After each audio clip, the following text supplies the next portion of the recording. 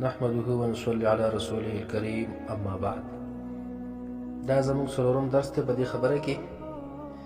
چې اقامت کلمات په دوه کارته ویل کېږي. دا زما په لاس کې نصب الرایا د امام زهیده جلد نمبر 1 ته او صفحه د دې 340 ته اقا حدیث کوم چې مخکې د باب محظور را تیر شوی دی د ابو داود په حواله باندې هغه هم دلته راوړی دی او پای کې دا ویلي چې ثم قام فقال مثلها، بیا ودرېدو او داسې کلمات ویل لکه څنګه چې کلمات د اذان راوړي. بیا په صفحه 341 کې یو بل اثر راوړی چې د هغې هم دغه ثابتېږي چې کلمات د اقامت دوه کړه دي، پای باندې بعضې جرح دي او د هغه جرحو جوابونه یې کړي دي. بیا بل اثر راوړی د عبدالله ابن زید قال كان اذان رسول الله صلی الله علیه وسلم شفعا بالاذان والاقامه، دا مخکې تیر شوي دي. او بیا لاندې هم چې کوم دغه راوړی چې علمني رسول الله صلی الله علیه وسلم الاذان 19 کلمه والاقامه 17 کلمه. هرحال دا خبرې ټولې په خپل ځای باندې مخکې درسونو کې هغه تیر شولې. او بیا چې څومره جرح چا کړي دي د هغه جرحو جوابونه چې کوم ځای کړي دي، لکه یوه جرح یې نقل کړې دا ده چې په دې برخه حدیثونو باندې یوه جرح چا دا کړې ده چې امام مسلم رحمت الله علیه په خپل صحیح مسلم کې نقل کړی، او دویمه جرح یې دا کړې چې ابا محظوره روایت نور خلاف شوي دي، او دغه رنګ یې پیدا کړ چې ابا محظوره الوار چې کوم دی په دغه اقامت دوه کرتو باندې دوام نه دی کړی. د هغه جواب دی کوي واجاب الشیخ بالامام لأن عدم تخریج مسلم له ليس بمقتض لعدم صحته. و چې امام مسلم په خپل کتاب کې نه راوړل دی مقتضی نه دی چې صحیح نه ولی لأنه لم يلتزم اخراج كل الصحيح. لکه امام مسلم رحمت الله علیه خو دې التزام نه کړی چې په دنیا کې څومره صحیح حدیثونه دي او د خپل کتاب کې راوړم. دغه جواب دی داشه. او بل دا چې د روایت تاسو که ضعیف وایي کم جرح چې بیا سنن کبرا والا کړې ده، نو ته وایي چې ان رجاله رجال صحیح، رجال خو د دې رجال صحیحینو دي. او که ته چېرې اولاد د محظوره په هغې باندې دغه نه دی کړی همیشوالی، نو دی وایي وان اولاد ابي محظورتا لم يخرج لهم بالصحيح. د هغوی دپاره هم چې کوم دی بیا په صحیحینو کې حدیث نشته که نه. او بل دغه حدیث نه فيه ذکر کلمات 19 و 17 وهذا ينفي الغلط في العدد. او ته دا روایت کړی چې ما موضوعونه نور روایت راغلی چې پای کې بیا اقامت او کلمات یو ښودل شوي دي. دی وایي دا کوم کې چې دا دوه ښودل شوي دي نو دا پکې صحیح روایت ترجیحات پکې دي. دغه ترجیحاتو د وجې نه دا کوم نور روایتو کې چې دا یو کلمات ذکر شوی دی نو یا خو پکې اطار د صوت دی یا پکې چې کوم د اختصار شوی دی نو هغې کې هغه چې کوم غلطي واقع شوې ده نو دې حدیث ته پورته کړې ده. ځکه بخلاف غیره من الروایات فإنه قد يقع فيه اختلاف واسقاط، ځکه پای کې واقع کېږي اختلاف اسقاط. دریم جواب دا کوي چې قد وجد متابعة لهما في رواية عن عامر، او دې لپاره متابعهم موجود دی چې هغه دا دی د عبدالله بن ابي محيريز روایت دی د ابو حذیفه قال علم الرسول صلی الله علیه وسلم الاذان 19 کلمه والاقامه 17 کلمه. بهرحال ته بیا دا خبره کوي چې ابو محذوره الواد په دې باندې دوام نه کړی، فهذا داخل في باب الترجيح. دا خو بیا ترجیح شو، لکه ته د خپل حدیث لپاره ترجیح ذکر کې لا به باب التضعیف، نو دا خو تضعیف نه ده که دا خو ترجیح ده. لأن عمدة التصحیح عدالة الراوي، عمده خبره په صحت کې خدا چې عدالت راوي، او ترک د عمل په حدیث سره لوجود ما ارجح منه لا يجب منه ضعف، دین غضب نه لازميږي. بیا ډېرې خبرې او ډېر وګت شوی دی دا ټولو جرح جوابونه لاندې کړي او که نقل کومه نو زموږ سره چې کوم دی دومره به وخت ضایع نه کړي. دی بل حدیث راوړی دی ابراهيم عن الاسود بن زيد ان بلال كان يسن الاذان ويسن الاقامه، چې دا مخکې ذکر شو چې بلال نو به دوه کرته اذان کلمات ویل او دوه کرته چې کوم ده اقامت هغه کلمات ویل. او بده چې کومه جرح ده لاندې به دغه جرح هغه جواب کړی دی نو پوره هغه چې کوم خبره مشرح کړی ده. به بل روایت راغلی دی اوله عن ابي جحيفه عن ابيه ان بلال كان يؤذن للنبي صلى الله عليه وسلم مسنا ويقيم مسنا. دا مخکې تیر شو، ابو چې بیا کومه جرح ده هغه جرح جواب هم کړی دی. بل روایت بیا د سلمان بن اکوان راوړی چې سلمان بن اکوان کان یوسن اقامه هغه به چې کوم د اقامت دوه پیرې ویلو. دا روایت مخکې تیر شوی دی سره د حوالې نه، خو دا مې د صرف نصب الرایا په حواله باندې ویلو. نو دومره محدثینو دا روایتونه چې کوم دی کړي دي او دا هغه مختصر حواله جاتو چې ما باب کې ذکر کړل، ورنه ډېر زیات دلایل او ډېرې حوالې زموږ سره په دې باندې موجودې دي. دغه رنګې بل روایت راوړی د عبدالله بن زید انصاري يحدث عن أبيه عن جده أنه اورل اذان مثنى مثنى والاقامه مثنى مثنى چې اذان کلمات هم دوه په پیری دي په خوب کې او اقامت هم دوه په پیری دي. بیا ته نبی رسول الله فرمایل چې دا بلال رضی الله عنه او بلال رضی الله عنه تقص وکړه او کوم جرح چې پیدا کړی د امام حاکم رحمت الله علیه په دې اثر باندې دا جواب چې کوم دی امام زیلی رحمت الله علیه لاندې کړی دی معتبر کتابونو په حواله باندې او نور جرح به چې کوم شی دي هغه راوړي دي. بیا پوری غاړه په صفحه 345 باندې هغه روایت راوړي دي د کومو چې امام شافعي امام مالک امام احمد سے استدلال کوي چې کلمات اقامت به یو کرت ویل کی هغه بیا ټول په دې باب کې راوړي دي. او دی بیا وایي اختلف اهل العلم في هذا الباب. اهل العلم په دې باب کې اختلاف کړي وذهبت طائفه الى ان الاقامه مثل الاذان. بعض طائفه دې ته تللی چې اقامت په شان د اذان مثنى مثنى دوه وکړه. دا قول امام ابو حنیفه دی او د اهل کوفه دی. واحتج بما اخبرنا او دوی احتجاج قائم کړي په حدیث ته موضوع باندې ورست ټول غیب راوړي دلته. او بعض خلکو چې کوم دی د حدیث د غانس لانونه چې کوم استدلال کړي دي داغه د پاره چې کوم دی د جواب کوي چې وجعلوا هذا الحديث ناسخا لحديث انس. دا کوم حدیث د محظوره دی دا حدیث ناسخ دی د پاره د حدیث انس. تاسو ته په اول کې ما ویلو چې د مقابل جانب د حدیث استدلال نه جواب دا کوي چې د حدیثو منسوخ دی چې هغه بلال زنو ته په امر کړی شوی د په شفع د اذان سره په وتر د اقامت سره دا غیر یو جواب چې کوم دی الله مزلی دا وکړو. او ځکه وحديث بلال انما كان اول ما شرع الاذان دا اول دور د اذان کې د سیوا كما دل عليه الحديث عن انس المذكور لك دا انس رانو په روایت کوي دلالت کوي. او حدیث تابع محظوره چې کوم كان عام حنين دا په حنين په واقعه کې او د حنين وروسته چې کوم دا شی د حنين اما تاسو د عمدة القاری په حواله باندې ویل د حنين او په اول دور د هجرت کې چې کوم دی او د اذان په واقعه کې څومره لوی مدیده ده وبينهما مدة مديدة. او لہذا دغه جوابونه چې کوم دی په زمانه کړی دي او چې څومره جرح دي دا جوابونه کړی دي نو د صفحه 340 نه راونیسه صفحه 340 نه تر صفحه نمبر 347 پورې دا و صفحه په دې خبره چې کوم دی لګیدل دا و صفحه ټولې نقل کومه دا ډېر زیات ټیم چې کوم دی ونیسي او به دومره څوک دا اوریدو هغه متحمل نوی. بل کتاب السنن الكبرى د امام بیهقی دی سره د جوهر النقینه د دې جلد 1 کتاب الصلات ته باب موضوع فی تسنیه الاذان والاقامه. دا مخکې اطار اقامت او د اذان باب ذکر کړي او حدیث پای کې ذکر هغه ټول راوړي دي به په دوباره دا باب لګولې وفدې کوم دغه حدیث ته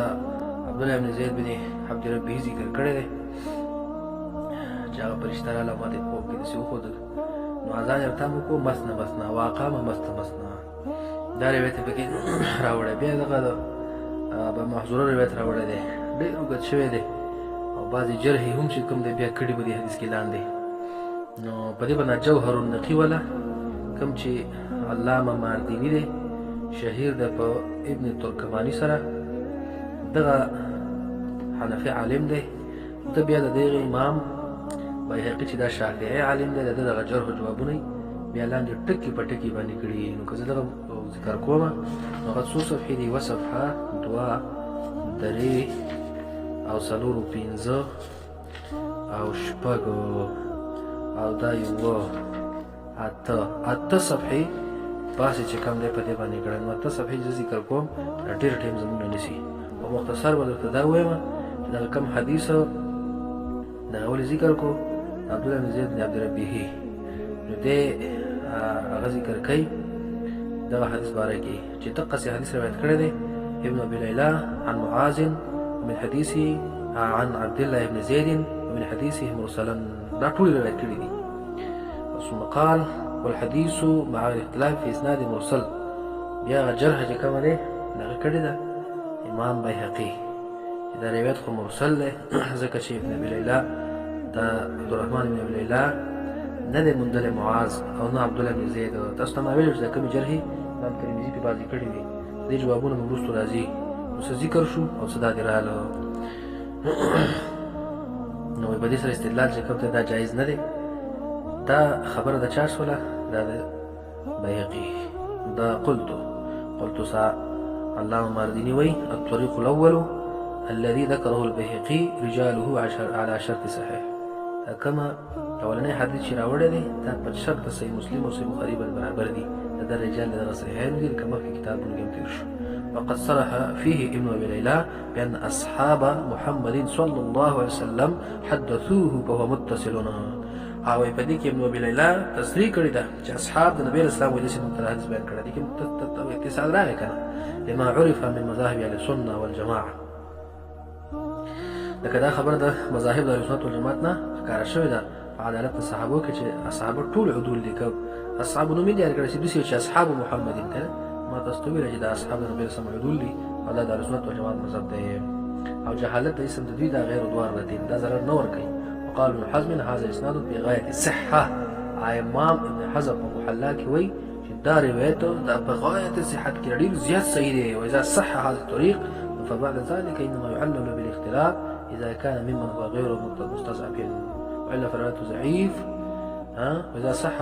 والا فروايته ضعيفه لا تكون سواء ضعف روايه الحافظ. او روایت خو ضعیف نه دی، که ضعیف شنو کوم چې حافظ روایت کړي مخکې چې کوم صحیح روایتونه ذکر شو دا یې لپاره هدا به دا نه دی کنه سبب نه جوړیږي چې ضعیف شي.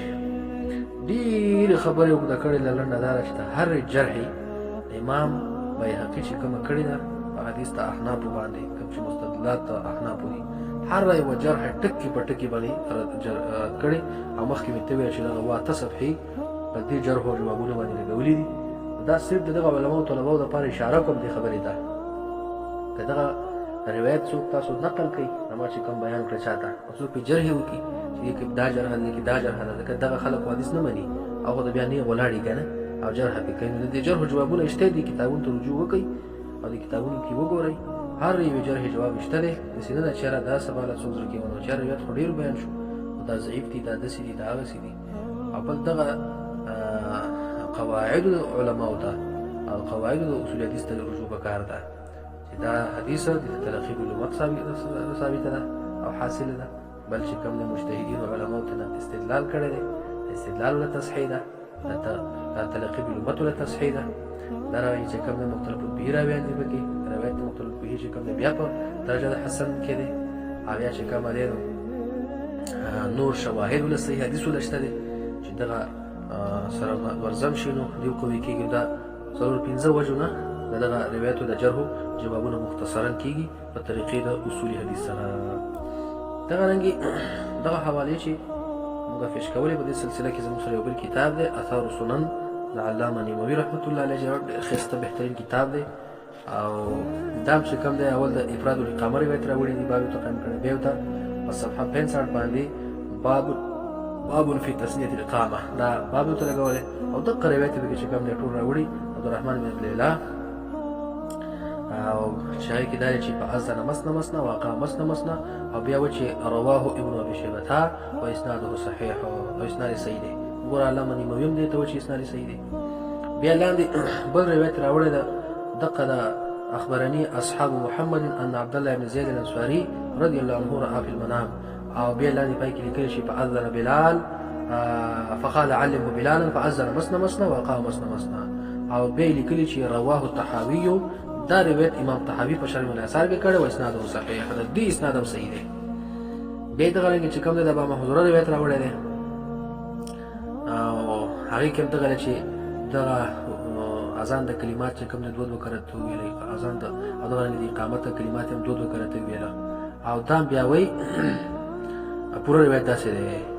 وعن ابي الحميسي قال سمعت عبد الله بن محمد بن عبد الله بن زيد الانصاري. وحماس فرمایي چې ما واوریدل عبد الله بن محمد بن عبد الله بن زيد الانصاري نه فرمایي يحدث عن ابيه چې د خپل پلار نه روایت کوي عن جده هغه د نکنه کوي انه اورا الاذان دې دل د اذان مثنى اذان کلمات دوه او اقامته مثنى اقامته کلماتهم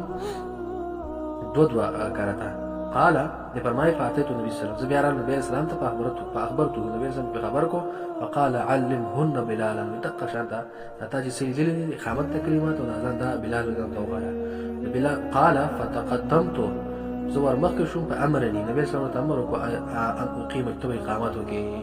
دی دا روایت راوړی بهقي په الخلافیات په خلافیاتو کې ورته په جرح کړي دي. دغه جرح جوابونه علامه مردینی هم دغه په جوهر النقي کې وکړه او دلته کې اوس دی علامه نووي وقال الحافظ في الدرايه امام ابن حجر رحمه الله فرمای العسقلاني اسناده صحيح. په درايه دا د تخریج د احادیث د هدايه ور شافعي عالم دی کنه خو دومره منصف دی دومره زبردست معتدل عالم دی شافعي عالم دی دایره نه ده خو چې حدیث راوړي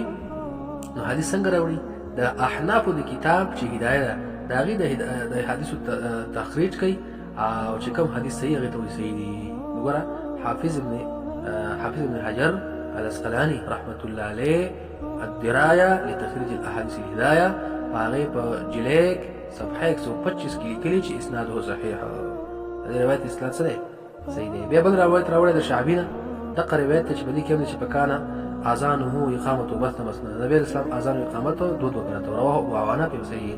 امام وعانه په خپل صحیح وعانه کې نقل کړي او مرسل قوي مرسل روایت هو قوي دی. دا رنګ بیا بل روایت راوړی چې عالم الاذان 19 کلمه او اقامت 19 کلمه رواه ترمذی او نسائی او درمی او اسناد صحیح دی. اسناد هم صحیح دی. دا سبجی لپاره ذکر کوم چې د دې روایتو د اسناد دا صحیح دی. د دې روایتو اسناد دا صحیح دی. که څوک په جرح کوي د کتابونو ته رجوع وکړ دا بل روایت بیا راوړی دی چې رواه ابن ماجه او ابو داود او اسناد صحیح. دغه اسناد صحیح هغه دی چې نبی اسلام بارکو تکلیمات اذان خود ربیته یوه وشمار کړه چې دې څه وایا. بل روایت بیا راوړی دی عبدالعزيز بن رفيع حواله باندې قال سمعت ابا محذورا رضي الله عنه يؤذن مسنا مسنا ويقيم مسنا مسنا رواه الطحاوي واسناد حسن. امام طاوي راوړی اسناد حسن دی. بل روایت راوړی د اسود بن یزید په حواله باندې چې بلال زانه کان یسن الاذان ويسن الاقامه اذان به هم چې کوم دی دوه وکړات په کلمات پکې ویلو د اقامت هم وکانه يبدأ بالتكبير ويختم بالتكبير. دا به مخکې ویلو رواه عبد الرزاق امام عبد الرزاق راوړی او طحاوی راوړی درقطنی راوړی یو اسناد صحیح. دا مخکې ټول تیر شي خو دې لپاره ذکر کوم چې دا اسنادونه صحیح دي او دا د علماو ته ویلي دي. بل روایت راوړی د سوید بن غفلته پر روایت باندې قال سمعت بلالا يؤذن مثنى ويقيم مثنى رواه الطحاوي واسناد حسن. بلال زنه چې کوم له اذان کول دوه وخت پیری کلمات په ویلو اقامت په کول دوه وخت پیری کلمات ویلو امام طحاوي په شرمانه اثر کې راوړی اسناد حسن دی. دغه بل روایت کوم د جوحفه عن ابي جوحفه عن ابيه ان بلالا رجل كان يؤذن النبي صلى الله عليه وسلم مثنى مثنى ويقيم مثنى مثنى. بلال زنه نبی صلی الله علیه وسلم کول دوه وخت پیری کلمات وی اقامت په کول دوه وخت کلمات ویلو رواه القطني والطبراني وفي اسناد هيان. فحال بردي په سند کې لږ شانت چې کوم د سره هغه لین شته لږ کمزوري پکې ده. دا رګ سلمان اکوعنا روایت چې مخکې ټول تیر شو نو کار اذا لم يدرك الصلاه مع القوم اذن واقام ويثني الاقامه ور اذان به کو اقامت به کو دو پیری رواه القطني وسند صحیح. دا رګ ابراهيم د خیبر مې قال كان ثوبان زانه يؤذن مسنا مسنا مسنا ويقيم مسنا مسنا اذان به دوه رکعات کولو ثوبان زانه مخکې تیر شو والا او اقامت به کو رواه الطحاوي امام طحاوي رحمه الله عليه په شرمان شارک ذکر کړی او مرسل روایت مرسل له او مرسل عند الجمهور دا صحیح لپاره د احتجاج او دا راځي ځون قبل له نو چوڑو خلاصه د خبرې دا شو چې په دې باب کې هر څومره حواله ذکر کوم دا به لګي دا اوس هم چې کم دینو ما سو حواله سو کتابونو پېښ کې 1 2 3 4 5 6 7 8 9 10 11 12 او مصنف 13 عبد الرزاق 14 او دغه رنګي شرم الاثار 15 او د نورم نو 15 کتابونو حواله د اختصار سره موږ تاسو په درانو حضور کې پیښ کړلې. په دې خبره باندې چې کلمات د اذان هم دوه پیری به ویل کیږي او کلمات د اقامت دا به هم دوه پیری ویل کیږي. نو د دې څه فکر نه کوي چې کلمات د اقامت غني دا دوه پیری ویل په دې څه دلیل نشته. دومره دلیل دي په هغه دلیل چې جرحي دغه جوابات شو مختصرا نور تفصیل چې کوم دی هغه بل مقابله ته ان شاء الله او باسو چرته هغه به د علماء خبرې دي ایوه بیا چې کوم د عوامو زموږ نه کوي. اخر کې یو گزارش هغه ده چې د دې خپل ورونو سایلینو د پاره زه حقیقت په خیر کوشش د دې خبرې کوم چې خبره خه محققه شي خو ثابته شي نو دوی د خپل سوال هغه جواب چې کوم دی انتظار ورته کوي او خو په صحیح طریقې دي چې بیا ته ملو شعوري دي ځان سره د کوم دی محفوظ کوي په موبایل کې ځان ته ډاونلوډ کوي او بیا د خپل نور ملګرو ته چې کوم دی هم لیږي او په فیسبوکونو دې هم شیر کوي. د دې خلکو میډیا ډېره زیاته تیزه ده زموږ ډېره زیاته کمزوري ده چې هر چاته د حق او حقیقت ورسیږي نن سبا منبر او محراب خلکو شړ کړی د هغې نه چې کوم د اسلام ډېره کمه خلک اخلي نو ټول خلک موبایلو ته پراته دي دغه غلطو خلکو دا موبایل او دغه غلطو خلکو دا تقاریر اوري نو په دې نیت باندې چې کوم دی دا تقاریر اورئ او شیر کوئ چې د خلکو په اصلاح وشي ستاسو خپل اصلاح به وشي او خپل عقیده کې شک او شبهه په خپل عمل کې شک او شبهه پاتې نه شي او زه دې لپاره ډېر زیات خواري کوم د دې دا څومره حوالې چې تاسو ته ما ویلې د کتابونه راغونډول او دې ته حواله جوړول په دې یخنې شپو کې ځکه د ورځو خو ټوله ورځ درسونه دي ما ته ټایمونه نه میلاویږي چې د مطالعې نه د وزګار شم د مدرسو عین وروستو بیا چې کوم د کتابونه ده د دغه سوال او جواب در اخلم لکه د 10 بجو نه وروستو مې راواخېستلو که د 11 نه او 3 او 4 غنټې چې کومه دی ګورم د دې مسلې دپاره تقریبا 3.5 4 غنټې مطالعه په کم حساب سره چې کوم دی کتابونه ترتیب او جوړول او د کوم ځای نه کوم ځای پورې عبارت ویلو کم دغه کول او څه جواب کول دا یو ډېر ګران کار ترتیب هغې له ورکول او خپل ټایم پې چې کوم دی لګول دا صرف ستاسو دغه د خدمت لپاره ولاړ یم د خدمت کوم الله دې په خپل درګاه الهي کې قبول منظور کړي زما په صرف مقصد دغه دی چې د الله رضا پې حاصله شي ماته خلکو اصلاح پې وشي او زما د وفات نه وروستو زما د مرګ نه وروستو ما پسې باقیات او صالحات پاتې شي دغه مې پکې غرض دی نور مې څه غرض نشته نو تاسو وروڼو مسلمانانو په درانه حضور کې زما دغه عاجزانه درخواست دی چې دا تقاریر ښه په زړه د شوق نه اورئ ښه د اخلاص نه اورئ ځان پې پوه کوئ بار بار یې اورئ خپلو ملګرو سره چې کوم دی شیر کوئ اصلاح په نیت یې شیر کوئ او چې خلکو اصلاح پې کېږي ډېره زیاته نن سبا د موبایل او د دې میډیا استعمال دی تاسو هم دا خپل استعمال کوئ دا خپلې ګوتې په دغې باندې وچلوئ او دا شیر کوئ چې بیا د خیانت پر اوس ورته ګوۍ کوي څه نه کېدای چې ستا د یو شیر د وجې نه ستاسو چې کوم ملګري دي هغه یو څوک په اصلاح وشي هغه اصلاح ثواب به ټول ته لیکل کېږي ورځ د قیامت به چې کوم دی بیا هغې ګوۍ پیش کېږي د رب العزت هغه حضور کې وما علی الا البلاغ واخر دعوانا ان الحمد لله رب العالمین